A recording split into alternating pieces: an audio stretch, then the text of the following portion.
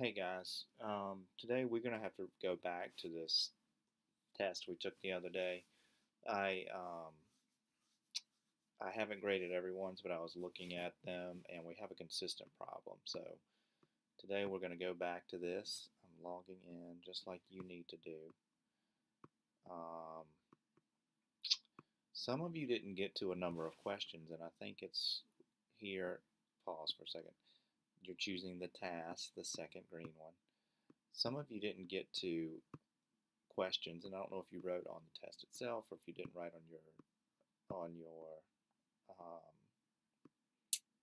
Google Doc, but some of you didn't get anywhere, and that's just not going to work. That's not good enough. But today, I'm just going to give you some pointers, and you guys are going to go back and continue working, just depending on where you were. And I'll give you on Schoology. There's some examples of some strong work that people were doing. Um, Problem number one is that we didn't read the directions. I think many of you skipped from this stuff all the way down to here and just sort of hoped you were doing the right thing. This says student directions. This is where you start. You have to read these things until you get down to source number one or part number one. And I think what many of you missed is this. I think some of you read everything and you missed this really important word. Examining the research sources. If I examine something, I am not reading it. If I examine something, I'm just kind of looking at it and seeing if it's going to work. So if I examine a car that I'm going to buy, I'm going to look and see if it has rust on it. I'm going to look and see if it's got good tires. That doesn't mean I'm going to do the whole process. Maybe, um, reading is just more than examining. Um, Global notes. Some of you did this, but not many of you did this. This is a great way to take notes because you got a lot of work to do. Source number one, and then any notes I want to take, I just put right here. Grand Canyon is big. And I would just have notes and I could go back and see them because this is a long test. I know that. It's 2 hours long and there's lots of writing. So I'm not going to read these directions. I want you to take the time to read these directions. And what you notice when you read those directions is it tells you to look at the questions. And the questions do not require you to read everything. Most of the sources provide information about hiking national parks. What source would be most relevant to students researching how to get the most enjoyment out of hiking in a national park?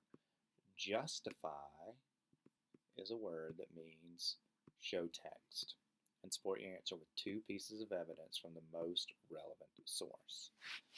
Okay, source number one is called the 3 R's of Folding Time Grand Canyon Style. If I look through this passage, I notice that this is about Grand Canyon. My question is about enjoying hiking. So maybe this has some stuff that's good to hiking, but I don't know if it's the best one. Number two, follow in Muir's steps, take a nature walk. Well, I want to go back up here and read what it's about. This is a man who loved about how to take a nature walk. That's part of my question over here, so that's going to be important. He loved nature and encouraged people to preserve land. That's probably important. This article will explain what John Muir did on a nature hike. Okay, those all look good. So I'm going to read this one and see what it says. And I don't know if it's what it needs, but it sounds more useful than source number one. Source number three, take a hike. Each year, more than 250 need assistance to the Grand Canyon. If you plan ahead, use safe and smart, you can avoid and you can have a great hiking adventure. Oh my goodness. Have a great hiking adventure. That sounds like a synonym for enjoyment. I think I'm going to focus on that one for number one. Whoops, that's not what I did. Okay, for number two, some of the sources suggest there are certain rules that people should follow when they decide to go on a hike. Provide two pieces of evidence. One piece of evidence, each from two different sources. If you read that closely, that means you need a piece of evidence from two different sources. So I have four sources, so I can pick any two that I want to use. And then I need to explain how it uses, okay, how it does a good job. Number three, you just got to see what's the source number one talk about this idea. Does source number one talk about this idea? And if they do, you just choose them. Does source number two talk about it? Oh, it also talks about it. Okay. And I'm just going to see where the matchups are. Let's jump over here to this. Oh, I got to do that, I guess. Those are all fake answers. Don't copy those. Let's skip over here to this. Oh, did I forget to do number two? Okay. All right. Now I'm going to go on to number four. When I go to number four, I can't go back to number 1 through 3. Okay. I'm not going to read this to you, but this is the information you need in addition to this. Oh, I'm sorry. This is just a repeat of what's from before. I'm sorry. We should be looking at this. Okay. Make it big. Make it easy to read. You got to read all of this. You got to read all of it, every piece of it. I can't do any more than that. Multi-paragraph essay. That means more than one paragraph. You plan it, write it. You probably won't have time to revise, but you should have time to read it through one time and make some improvements. You can use spell check, which is not there, right here. So as I'm typing, once I type, I can just hit this spell check button and it will check and it will let me know, hey, there's problems here. No suggestions because it's such a bad word. But what if I were to put something like this? Bob,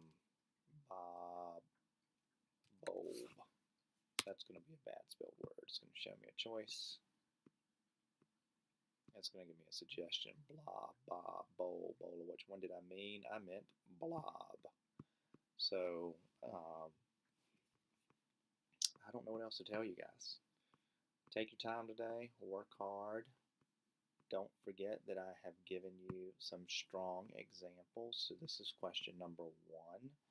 These are students that you did. I want you to notice that they are including titles of articles in their answers. Here's a title of an article. Down here we have an example for number 2, How to Be a Green Traveler. Look at that, it's perfectly punctuated. It is the title of the story. It also has text. You've got to include these things to be strong writers. Look at this amazing one. They included the name and the title. So this is just wonderful work. Use it, steal from it if you want to. And then here's number 4, the way someone started out one of their stories. This is strong writing. Slow down, take your time, read the directions, and you will do fine. You have the rest of the period to work on it. Don't redo anything you did unless I gave you a note that said it was really wrong or if you know it's really wrong. Good luck.